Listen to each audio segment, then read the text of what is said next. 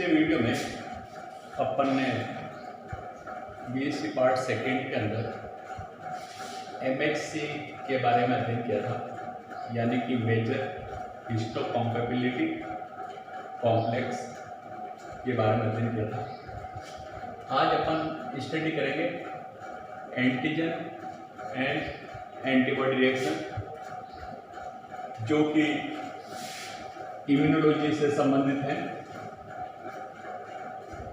तो एंटीजन क्या होता है, एंटीबॉडी क्या होता है, इसके बारे में अपन पहले स्टडी कर चुके हैं, लेकिन फिर भी आज अपन थोड़ी सी वापस इसको रिवाइज कर लेते हैं कि एंटीजन क्या है, एंटीबॉडी क्या है। देखिए कि जो एंटीजन जो है वह ऐसा बाह्य पदार्थ है या बाह्य अणु है या कोई वायरस हो सकता है, कोई रोगाणु हो सकता है, जो अपने शरीर में प्रवेश करता है और प्रवेश करने के पश्चात एंटीबॉडी उत्पन्न करने में अगर सक्षम होता है तो उसको अपन एंटीजन कहते हैं। तो एंटीजन एक प्रकार के एक तरह से रोगाणु है जो शरीर में प्रवेश करने के पश्चात रोग उत्पन्न करता है। एंटीबॉडी क्या है?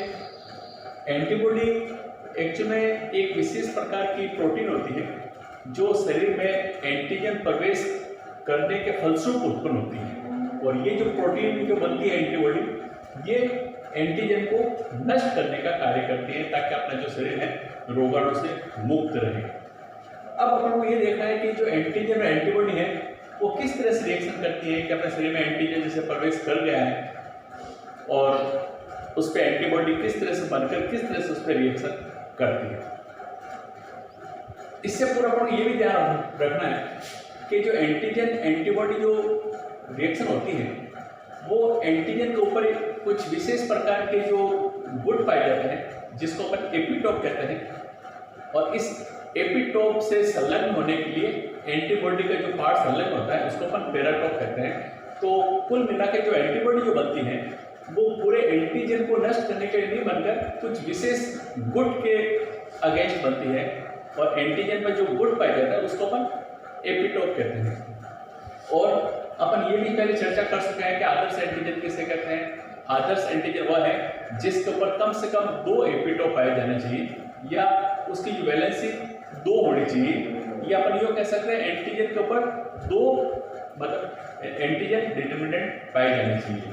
तो एंटीजन के ऊपर जितने भी जो एपिटोप पाए जाते हैं वो उसकी वैलेंसी कहलाती है। तो एक एंटीजन कम से कम 2 एपिटोप होना आवश्यक है। तो ये जो एंटीजन एंटीबॉडी जो रिएक्शन है ये मुख्य रूप से 3 पदों में संपन्न होती है। जैसे जो पहला जो पद है, इस पहले पद के अंदर है तो एंटीजन शरीर में प्रवेश करती है। दूसरा जो पद है एंटीबॉडी का निर्माण होना और आपस में रिएक्शन होना, और जो तीसरा जो पद है जिसके अंदर है एंटीजन को नष्ट किया जाता है। तो 3 पद हो गए कि पहले पद के अंदर है शरीर में एंटीजन का प्रवेश करता है,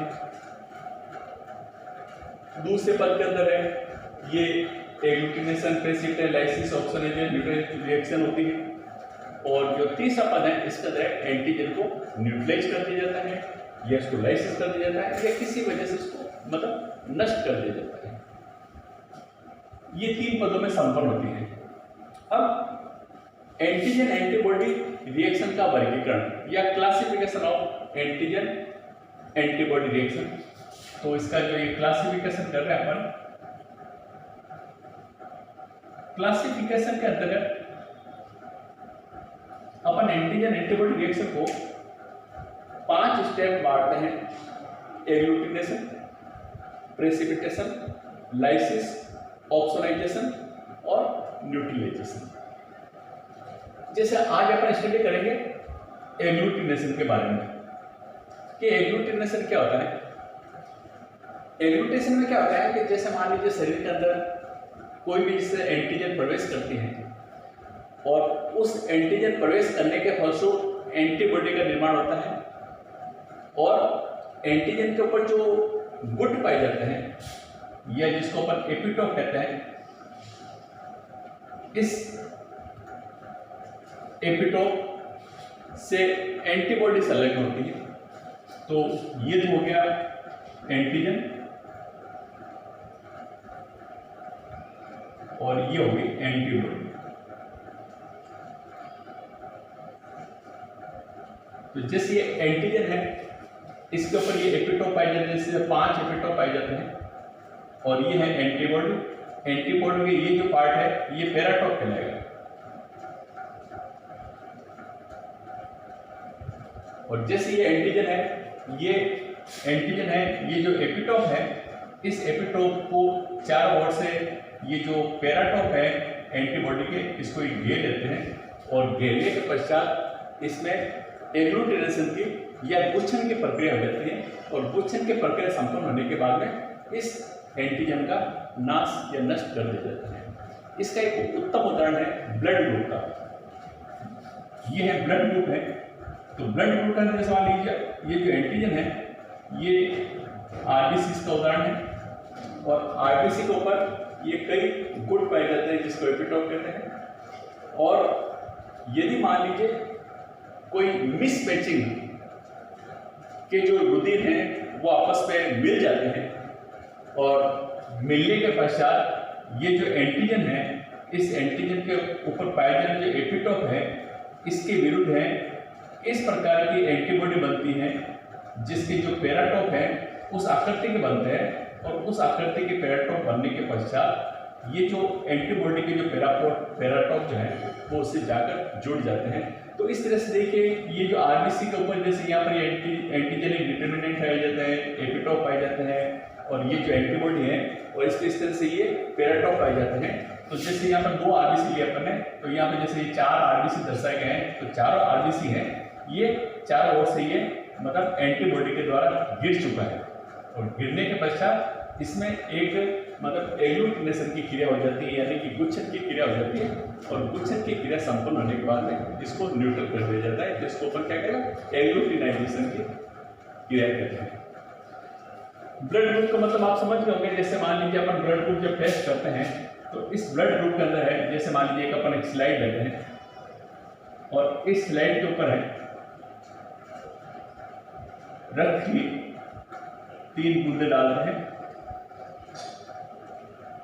3 ड्रॉप डाल दी रक्त की। ये जो फर्स्ट ड्रॉप है इसके ऊपर अपन एंटी सीरम ए डालते हैं। ये जो ब्लड है इस पर अपन एंटी सीरम बी डालते हैं, और बीच का जो ये रुधिर की जो ड्रॉप है इसके ऊपर अपन एंटी आरएच डालते हैं। अब यदि मान लीजिए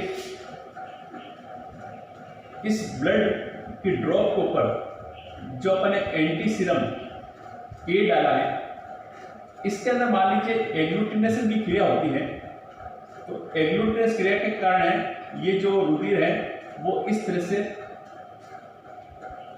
हो जाएगा, यानी कि इसके अंदर है एग्लूटिनाइजेशन या गुच्छन की क्रिया हो चुकी है। यदि रुधिर का ये जो ड्रॉप है इसके ऊपर मान लीजिए देखिए आप इस तरह से, जैसे रुधिर है, जैसे जो मिल्क जो फटता है जिसमें अलग अलग पानी अलग हो जाता है या सीरम अलग हो जाता है, और बाकी जो कणिका अलग हो जाती है, ठीक है ना, तो ये डालने से भी इस तरह की रचना बन जाती है। तो आप ये कह सकते हैं कि इसके अंदर है वो एग्लूटिनेशन की क्रिया संपन्न हो चुकी है। अगर मान लीजिए ये जो इस ड्रॉप के अंदर जैसे मान लीजिए एग्लूटिनेशन की क्रिया नहीं होती है, तो इसमें गुच्छन की क्रिया नहीं हो पाती है, ठीक है ना। तो इसकी जो दिखने के अंदर इस तरह से ये मतलब बिल्कुल एक मिक्स ब्लड के रूप में या द्रव के समान रचना के रूप में दिखाई देगा। मतलब कहने का मतलब है इसमें एग्लूटिनेशन की क्रिया नहीं हुई है। तो इसके अंदर से एग्लूटिनेशन क्रिया नहीं हुई है, इसके अंदर हो चुकी है, इसके अंदर हो चुकी है, तो अपन ये कह सकते हैं कि सर ये जो रुधिर वर्ग है A+ है, ठीक है, कि ये जो एंटी सीरम डालने से एग्लूटिनेशन की क्रिया हो गई है। एंटी आरएच है, ये आरएच फैक्टर के लिए है, इसके अंदर एग्लूटिनेशन क्रिया हो गई है, तो ये A+ हो गया। इसके अंदर नहीं हुआ इसलिए इसको अपन B को छोड़ देंगे। यदि मान लीजिए एग्लूटिनेशन की क्रिया तीनों में संपन्न हो जाती है, जैसे इसमें भी संपन्न हो गई इस तरह से, एग्लूटेंस क्रिया, तो अपन फिर कह देंगे सर ये जो रुधिर वर्ग है वो AB प्लस है।